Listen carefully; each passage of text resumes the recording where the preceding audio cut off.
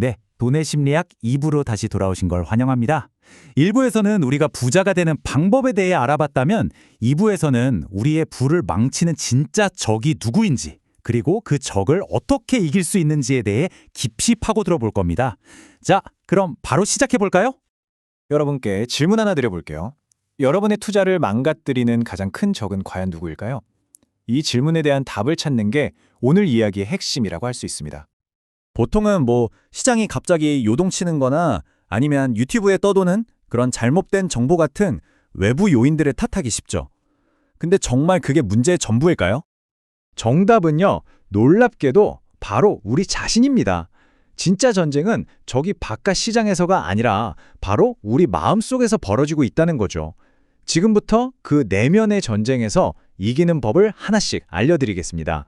자, 첫 번째 섹션입니다. 시장의 유혹과 함정. 이건 보이지 않는 심리 게임과도 같아요. 시장이 얼마나 교묘하게 우리의 본능을 건드려서 실수를 하게 만드는지 그 메커니즘부터 한번 살펴보겠습니다. 다른 사람을 무작정 따라하는 투자가 왜 그렇게 위험할까요? 그건 바로 우리가 서로 전혀 다른 게임을 하고 있기 때문일 수 있습니다. 단기 트레이더는 30분짜리 게임을 하지만 장기 투자자는 30년짜리 게임을 하거든요. 닷컴 버블 때 단타꾼들이 쓰는 전략을 어설프게 따라했던 수많은 장기 투자자들이 왜 그렇게 큰 손실을 봤는지 생각해보면 답은 명확해지죠. 비관적인 이야기가 왜 그렇게 똑똑하게 들리고 우리의 귀를 솔깃하게 만드는지 그 답이 바로 여기에 있습니다. 우리 뇌는요, 애초부터 기회를 보는 것보다 위협을 감지하는 데 우선순위를 두도록 설계되었거든요. 마치 우리 조상들이 저기 있는 딸기보다 덤불 속에 숨어 있을지 모르는 사자의 위협에 훨씬 더 민감했던 것처럼 말이죠. 그러니까 다음에 유튜브에서 시장 대폭락 온다 같은 자극적인 썸네일을 보시게 되면 이 말을 꼭 기억하세요. 비관론은 번개가 탑을 한순간에 무너뜨리는 건 아주 잘 설명하지만 작은 씨앗이 수십 년에 걸쳐 거대한 나무로 자라는 그 조용한 기적은 설명하지 못하거든요. 진짜 부는 바로 후자에 있습니다. 이게 바로 만들어낸 이야기의 힘입니다. 우리가 돈이 정말 간절하면 간절할수록 부족한 근거의 빈틈을 그럴듯한 이야기로 채워넣고 싶은 유혹에 빠지기 쉬워요.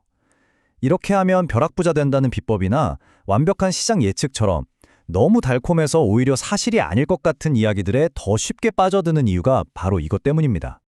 자, 두 번째 섹션으로 넘어가 보죠. 당신을 지켜줄 부의 원칙. 이제 시장의 함정이 뭔지 알았으니까 우리 자신을 보호할 단단한 내면의 요새를 쌓을 시간입니다. 그 첫 번째 벽돌은 과연 뭘까요? 바로 이 숫자, 100%입니다. 이게 뭘까요? 바로 여러분의 금융생활에서 여러분이 완벽하게 100% 통제할 수 있는 유일한 변수, 바로 저축률입니다. 시장을 어떻게 해보려는 노력은 이제 그만두세요. 우리가 진짜 관리할 수 있는 것에 집중해야 합니다. 아무런 목적 없이 그냥 저축 그 자체를 위해 모아둔 돈 있잖아요. 그 돈이 바로 인생에서 갑자기 불어닥치는 폭풍우를 막아주는 튼튼한 방패가 되고요. 예기치 않게 찾아온 기회의 문을 열어주는 황금 열쇠가 되어줍니다. 후쿠시마 원전 사태가 우리에게 주는 교훈이 정말 큽니다.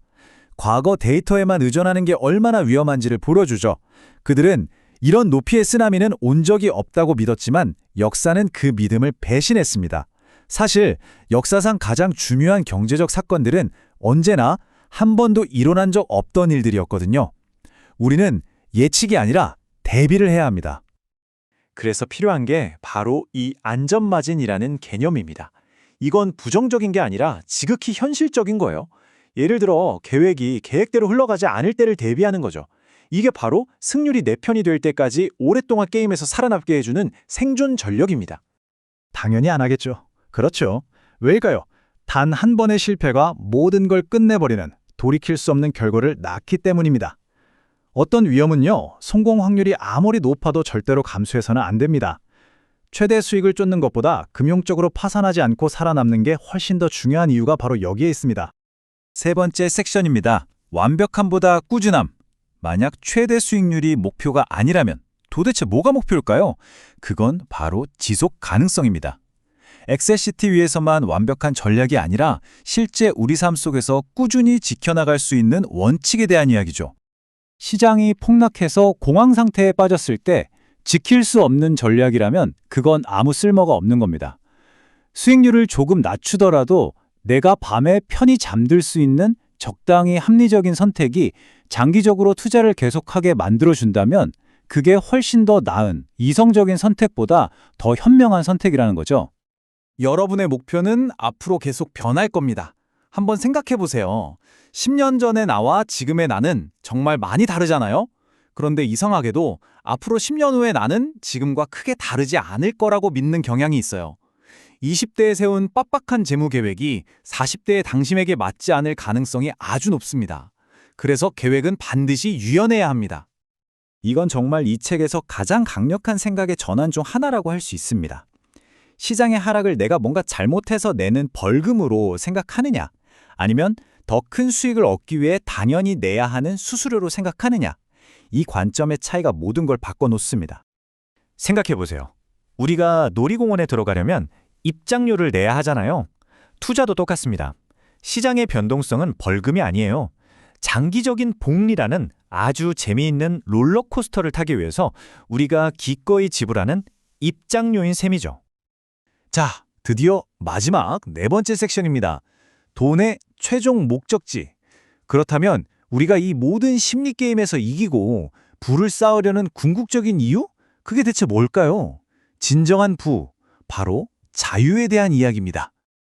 저자는 이 모든 복잡한 아이디어들을 몇 가지 단순하지만 정말 강력한 원칙으로 정리하는데요. 가만히 들여다보면 이게 단순히 돈을 불리는 기술이 아니라 부유한 삶을 사는 지혜에 가깝다는 걸 알 수 있습니다. 이건 저자 본인이 실제로 이 원칙들을 어떻게 적용하는지 보여주는 아주 좋은 예시입니다. 그의 포트폴리오는 최고의 수익률을 내기 위해 설계된 게 아니에요. 시장에 어떻게 되든 자신의 독립성을 유지하고 밤에 편히 잠들 수 있도록 설계된 거죠. 그리고 이 모든 것을 관통하는 단 하나의 진실이 있습니다. 돈이 우리에게 줄 수 있는 최고의 가치는요, 비싼 차나 명품 가방이 아니라는 겁니다. 매일 아침 눈을 뜨면서 오늘 내가 원하는 건 뭐든지 할 수 있어 라고 말할 수 있는 능력, 바로 내 시간에 대한 완전한 통제권, 즉 자유입니다. 자, 이제 마지막으로 여러분께 이 질문을 던지면서 마무리하겠습니다. 오늘 밤 조금 더 편안하게 잠들기 위해서 여러분의 금융생활에 어떤 합리적인 변화를 만들어 보시겠습니까? 이 질문에 대한 여러분만의 답을 찾는 것이야말로 진정한 부로 가는 첫걸음이 될 겁니다. 돈의 심리학 분석은 여기서 마치겠습니다. 함께 해주셔서 고맙습니다.